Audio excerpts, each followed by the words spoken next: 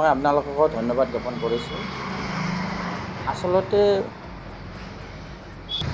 মই পোনপ্ৰথমে মই ধন্যবাদ জ্ঞাপন কৰিম মোৰ হাজোবাসী ৰাইজলৈ, কাৰণ হাজোবাসীৰ মৰম আৰু মোৰ প্ৰতি থকা আস্থা, এই যে অসমৰ পৰা গৈ হাজোৰ পৰা গৈ পেলাই ভাৰতবৰ্ষত পাৰফৰ্মেঞ্চৰ ক্ষেত্ৰত ৰেংক পাবলৈ সক্ষম হ'লোঁ, সেই ক্ষেত্ৰত মোৰ ওপৰত ডিপাৰ্টমেণ্টৰ আস্থা, হাজোবাসীৰ আস্থা, সেইখিনি মই পোনপ্ৰথমে মই স্বীকাৰ কৰিব লাগিব।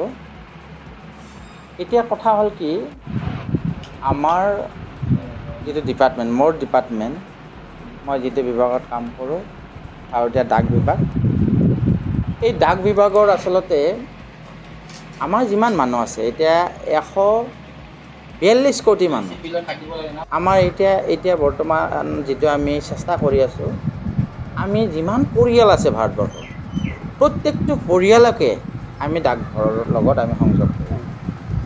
আমাৰ আচলতে মই গ্ৰামীণ ডাক জীৱন বীমা আৰু ডাক জীৱন বীমাৰ লগত জড়িত, আৰু মোক বিভাগে ডিপাৰ্টমেণ্টে মোক দায়িত্ব দিছিলে, আৰু সেই দায়িত্ব মৰ্মে মই যিখিনি কাম কৰিছিলোঁ যোৱা ফাইনেন্সিয়েল ইয়াৰত সুফল পাবলৈ সক্ষম হৈছে অসম চাৰ্কলে, ভাৰতবৰ্ষত এটা ভাল স্থান পাইছে।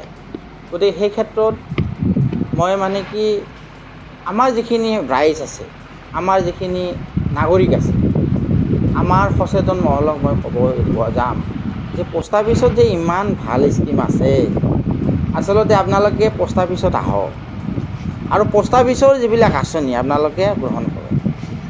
এতিয়া মই যিটো বিভাগৰ লগত জড়িত, এইটো ভাৰতবৰ্ষৰ নহয়, পৃথিৱীৰ ভিতৰত আটাইতকৈ সৰ্ববৃহৎ আৰু সৰ্বপুৰণি বিভাগ, আৰু সকলোৰে একেবাৰে অন্তৰৰ বাহিৰে ডিপাৰ্টমেণ্টটো হৈছে পোষ্ট অফিচ।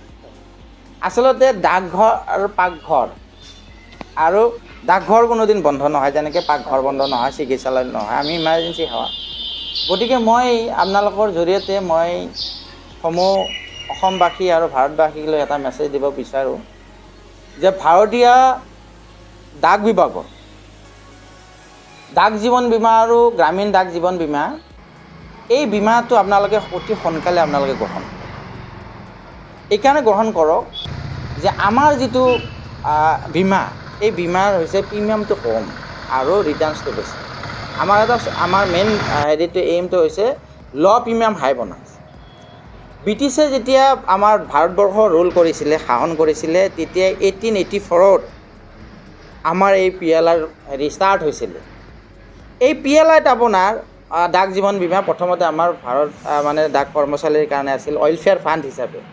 তাৰপিছত আপোনাৰ বিভিন্ন ক্ষেত্ৰত আমাৰ প্ৰসাৰ হৈ পেলাই টেলিগ্ৰামলৈ যায়, তাৰপিছত আপোনাৰ বিভিন্ন কেন্দ্ৰীয় কৰ্মচাৰীৰ বিভিন্ন কৰ্মচাৰীলৈ এক্সটেনশ্যন হয়, তাৰপিছত আপোনাৰ ৰাজ্য চৰকাৰৰ কৰ্মচাৰীলৈ আহে, এনেকৈ আহি এক্সটেঞ্চ হৈ পেলাই ভাৰতবৰ্ষ ব্ৰিটিছৰ পৰা স্বাধীন হৈ পেলাই এতিয়া আপোনাৰ কি হ'ল, PLIটো থাকি গ'ল। এতিয়া PLI আপোনাৰ কেন্দ্ৰীয় কৰ্মচাৰী, ৰাজ্যিক কৰ্মচাৰীৰ লগতে এতিয়া এটা ভাল খবৰ, সেই গ্ৰেজুৱেশ্যন থাকে তেনেহ'লে PLI খুলিব পাৰে। আজিকালি অধিবক্তাসকলেও PLI খুলিব পাৰে, চিকিৎসকসকলেও PLI খুলিব পাৰে, অভিযন্তাসকলেও PLI খুলিব পাৰে। ৰিকগনাইজ আপোনাৰ স্কুলবিলাকত, কিছুমান বৰ্ডবিলাকৰ, মিলিটাৰী যিমান ফ'ৰ্চ আছে সেইবিলাকক PLI খুলিব পাৰে। গতিকে মই ডিটেইলছবিলাক দিম, আৰু আমাৰ ইণ্ডিয়া পোষ্টৰ যিটো ৱেবছাইট আছে আপোনালোকে পাব।